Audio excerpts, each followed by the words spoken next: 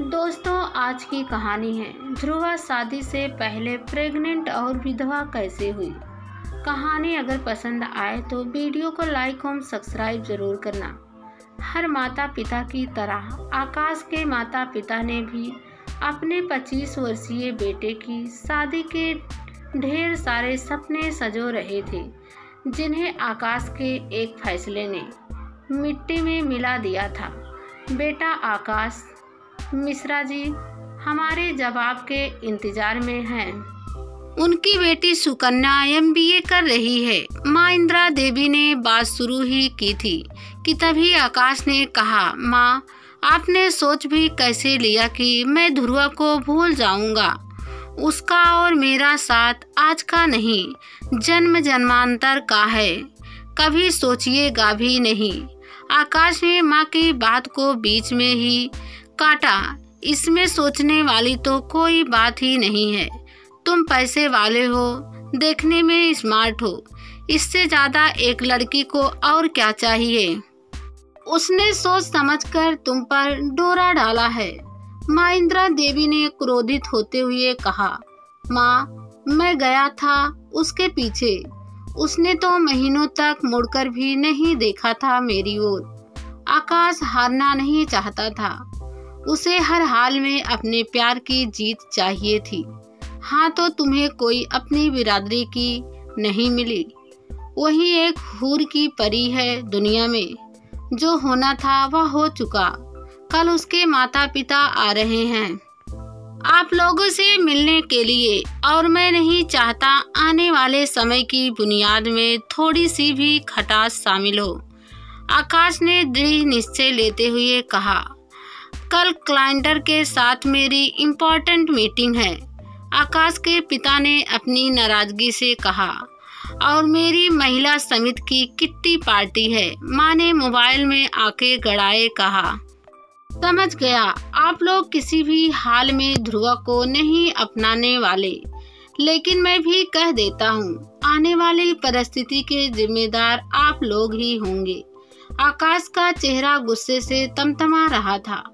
अपनी बात कहकर आकाश कमरे से निकल गया। माता पिता की रजामंदी न मिलने से खींच उठा। आकाश एक कॉन्वेंट स्कूल में पढ़ता था।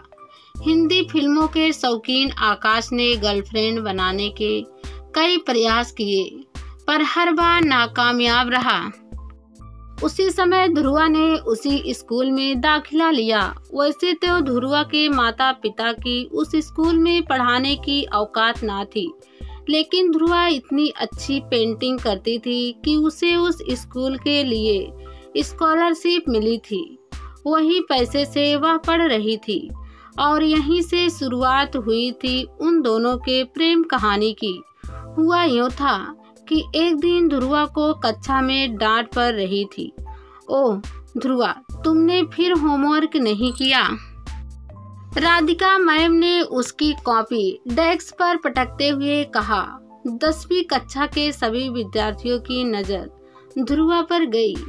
गोरा सा मुखड़ा, बड़ी बड़ी कजरारी आंखें, हल्के गुलाबी रंग के ओठ, बोलती क्यों नहीं। राधिका मैम ने फिर धमकाया, मैडम मुझे मैथ अच्छी नहीं लगती, वैसे भी A+B होल स्क्वायर का इस्तेमाल जीवन के किस मोड़ पर होता है, मुझे बताएं जरा। ध्रुवा ने मासूमियत से उत्तर दिया, ध्रुवा एक तो तुमने होमवर्क नहीं किया, ऊपर से बड़ी बड़ी बातें। मैडम आपने कभी रंगों के साथ खेला है, उन्हें कागज या कपड़ों पर उकेरा है। ध्रुवा अपनी बात पूरी भी नहीं कर पाई थी कि छुट्टी की घंटी बज गई और सभी कक्षा से बाहर निकल गए।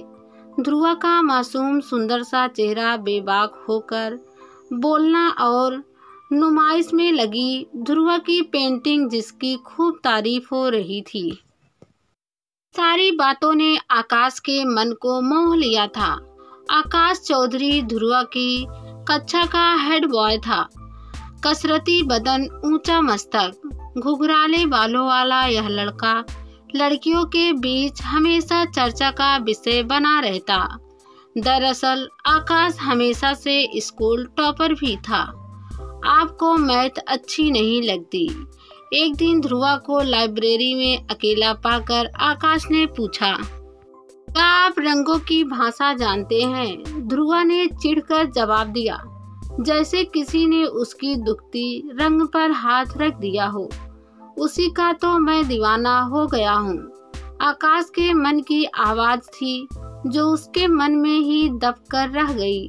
पहली मुलाकात में भला कैसे कह सकता है इतनी सारी बातें। आपकी पेंटिंग देखी है मैंने, बहुत अच्छा बनाती हैं आप।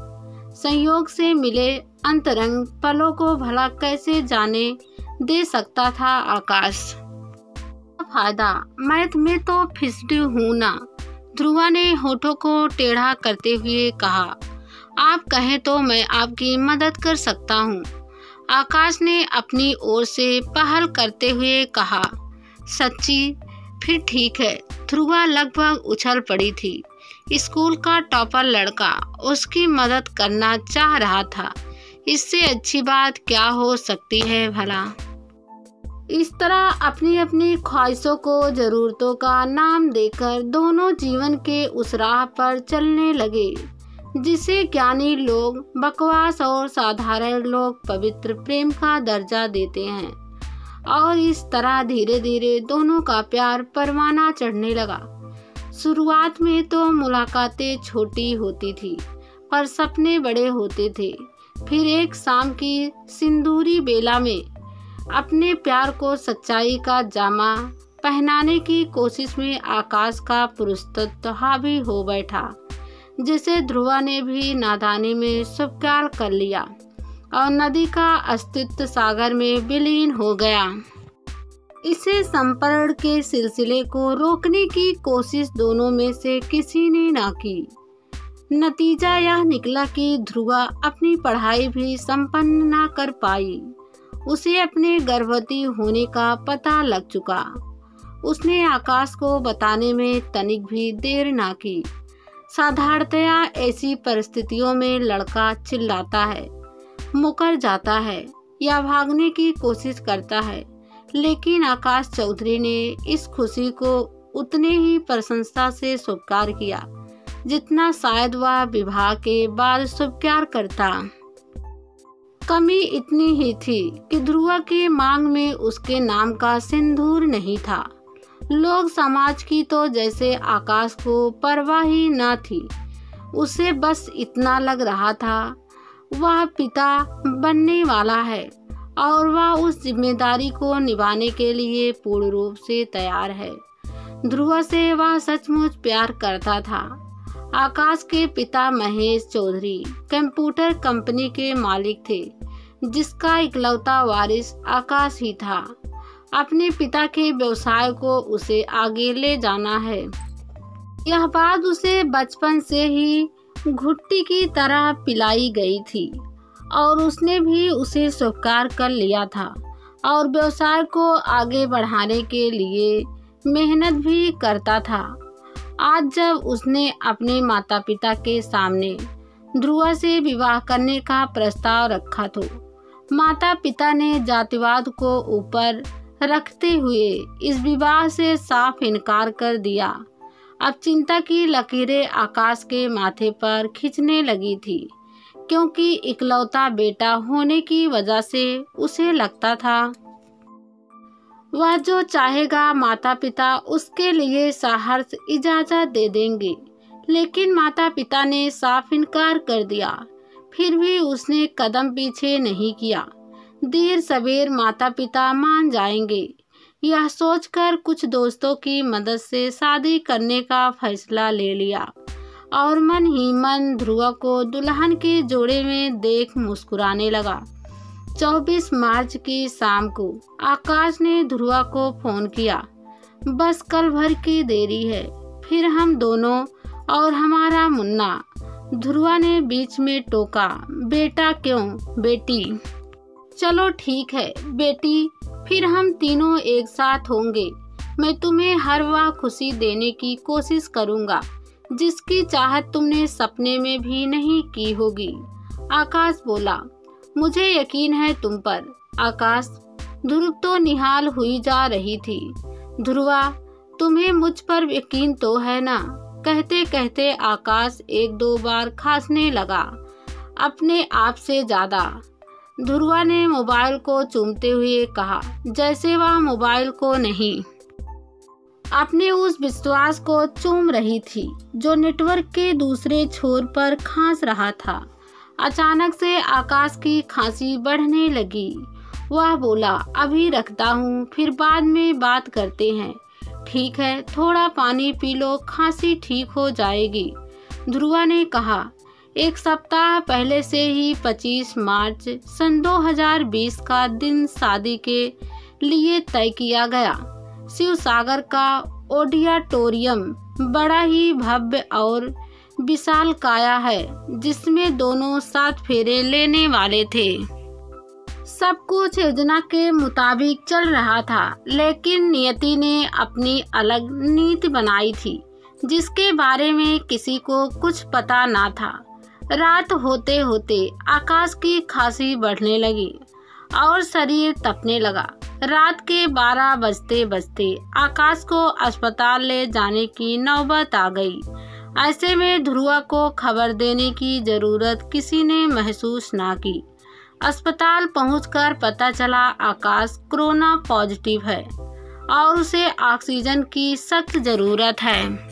माता पिता का रो रो कर बुरा हाल था। उन्होंने इलाज में कोई कसर ना छोड़ी।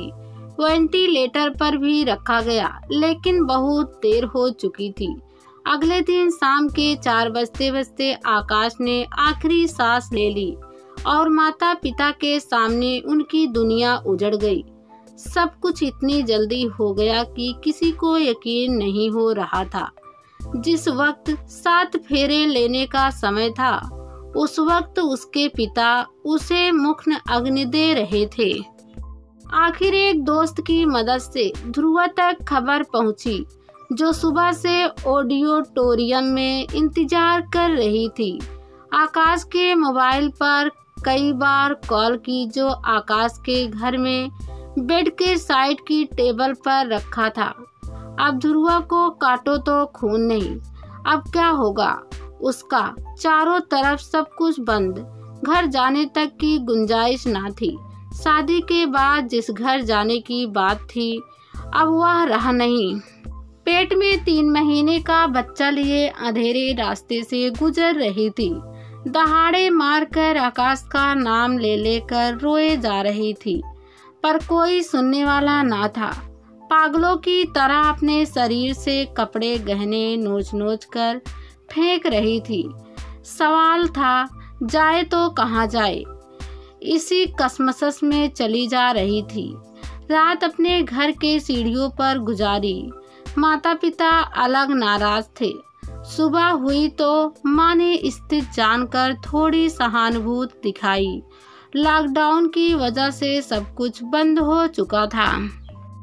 गर्भपात कराने की भी गुंजाइश नहीं रह गई थी। ऐसे में अब उसे एक ही रास्ता सूझ रहा था, जिस रास्ते से गुजरकर वह आकाश के पास पहुंच सकती थी। उसने दिल पर पत्थर रखकर वही रास्ता चुन लिया। बस सही तरीका अपनाकर अंजाम देना चाहती थी।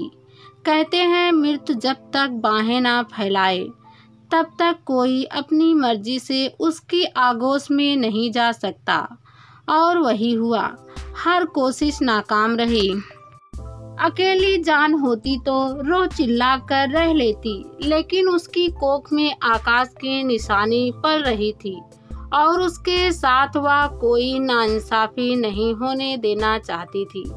अगली सुबह उसने थोड़ी हिम्मत जुटाई, दृढ़ निश्चय किया और माता पिता को साथ लेकर आकाश के घर पहुंची। निकलते समय बैग में जीवन को खत्म करने की सामग्री रखना ना भूली। वॉचमैन ने गेट पर ही रोक दिया।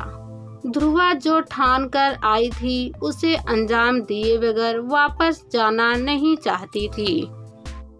उसने एक कागज के टुकड़े पर लिखा, माँ, आप अपना इकलौता बेटा खो चुकी हैं। कम से कम उसकी आखिरी निशानी को तो बचा लीजिए। आकाश के माता पिता जो बेटे को खोकर अपने लिए जीने की वजह खो चुके थे, उस कागज के टुकड़े को पढ़ते ही दौड़कर बाहर आए। कहने के लिए शब्द नहीं थे। सभी के आंसुओं ने अपनी अपनी बात कही।